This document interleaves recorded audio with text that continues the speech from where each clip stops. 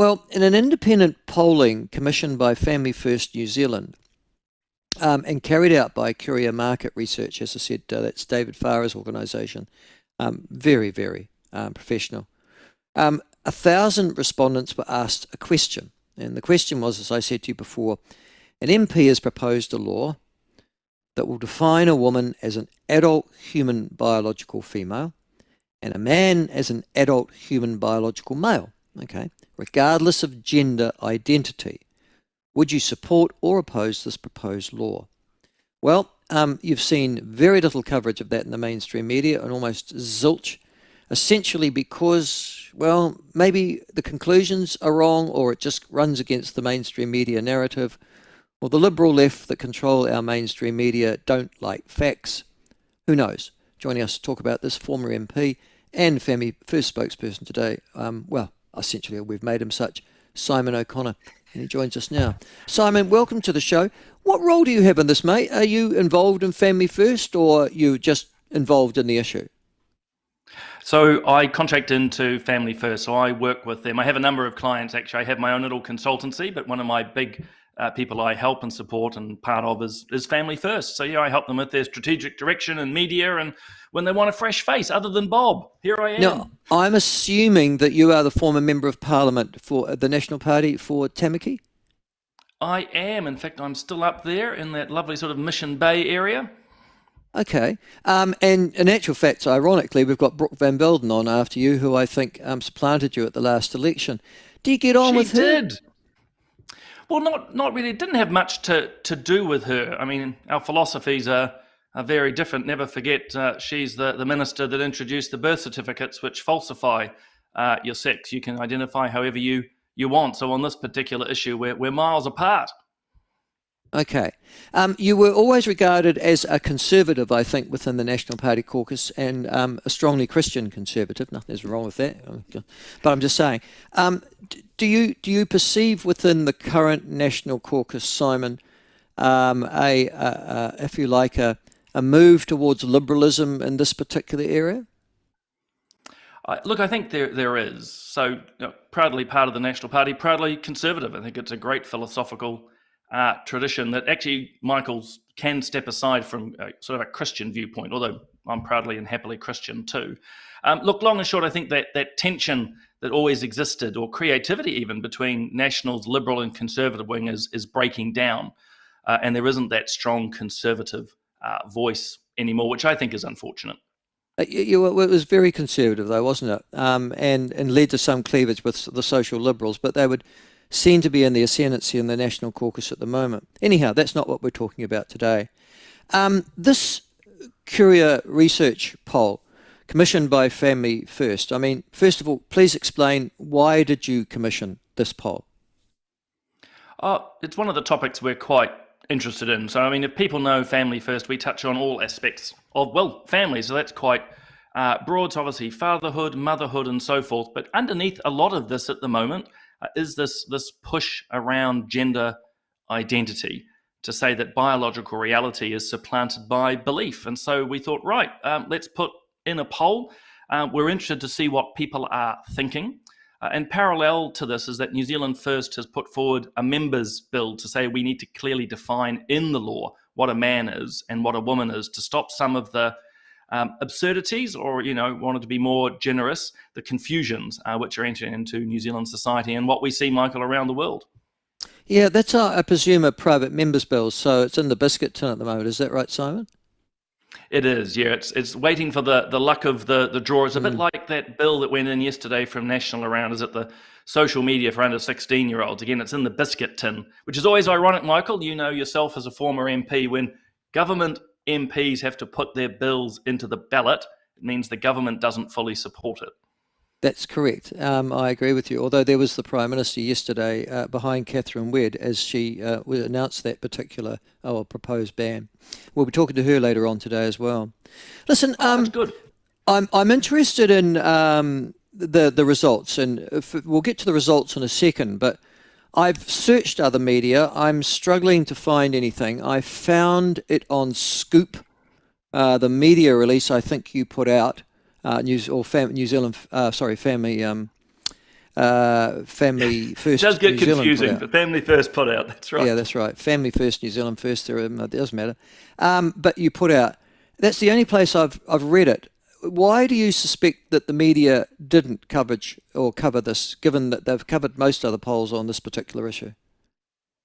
Well, it doesn't suit them, is the short answer. I think to give credit, Jason Walls on News Talk did a brief coverage on it, but other than yourselves, no one else is discussing it at the moment. But as I say, for mainstream media, Michael, if the narrative doesn't suit, they Yeah. won't run the story.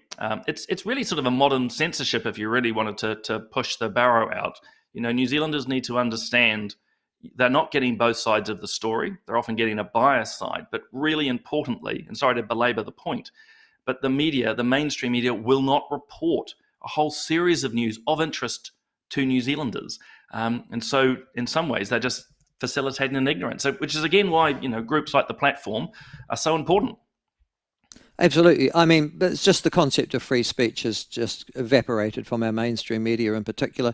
And you would think public broadcasters like Radio New Zealand News and TVNZ News would be actually desperate to make sure there is balanced representation, but they seem to be the greatest transgressors of such. Listen, let's Well, go to they are, and it follows in the fact that the trust is plummeting. And look, we know too, Michael, as you will, the academic surveys of our academics are showing that they won't even talk about these topics. There's a fear that's been generated now, but be it trans issues, treaty issues, you name it. I mean, that's a real problem. These are the things we need to discuss more. Agreed. All right, and we are discussing it this morning. So let's go and talk about and find out what New Zealanders think. Your poll said what? What to the question that was posed? Essentially, do you support Winston Peters' New Zealand First bill on identity and biological identity? What did the results show, Simon? Yeah, well, really importantly, we didn't mention the specific MP. It just said there's an MP putting a bill in to legally define what is a man and a woman. And long and short, 52% said absolutely we need to have this. It makes absolute sense. Only 29% were opposed. And as you'd expect, the rest weren't so sure. Interestingly, for me at least, men were the strongest supporters. Something about 65% of men who responded said absolutely we need to define this. More women than not agreed as well, but it was something like 39% to 35% who disagreed. So I find that fascinating. To my female friends and other activists in the space, I'm often discussing this. I think you've had the likes of Sel Grover on your show, and I've interviewed her as well. Why is it that women are divided on this issue which Sorry, I don't even know who Sel Grover is, to be fair. Oh, you haven't had Sel? I think maybe No. Sean's interviewed her. She's an activist, Okay. a women's rights activist in Australia. Right. Great person. Well, I'm only really interested in activists in my own country, Simon. I guess that's where I'm coming from. Listen, I'm interested also in the concept here, though, that you've broken it down into age groups. Now, I would expect my children's age group, they're in their late teens, early 20s, to be supportive of this, but you're finding that net support for the bill seems to be across all the age groups, from what I can see. It is across all the age groups. It does weaken a little bit as you get younger, but it is net support against all the age groups, all the genders. There's only two of them, of course, as we know, or biological sexes, and the rural, urban. So it's widespread support, which again I don't think surprises me. I mean, biological reality is something that we've agreed on as humans for thousands of years. It's only been the last sort of comparative 30 seconds of human evolution we've all of a sudden, or some have decided, it can just be made up and changed. Now, but the gist of the poll result that says, well, a man is a man and a woman is a woman, and that's just biological fact, end of story. The gist of that poll has implications for what? So let's just say that bill goes forward. Let's just say it finds majority support in the House, and I think that will be a question mark, but let's just say it does. What would be the practical ramifications of this bill being passed? The primary one is it would protect women's spaces. I mean, the biggest voices locally here, Michael, are women saying we actually want to have our female spaces protected. So if they want to have a female what sort of only, spaces are we talking about here? Oh, everything from meeting spaces through to sports clubs, through to prisons. At the moment, you can self-identify using the prison example because I think it easily illustrates it. You can self-identify into a woman's prison. If a bill like this passed, if you're a woman, you're a biological adult female. It's not based on belief. The same with sports teams. There's actually a case that the Ethos Alliance, a New Zealand group, are running at the moment for a woman called Monique. As part of those roller derbies, she, a biological female, is being pushed out of her team because she objects to biological men or trans women playing.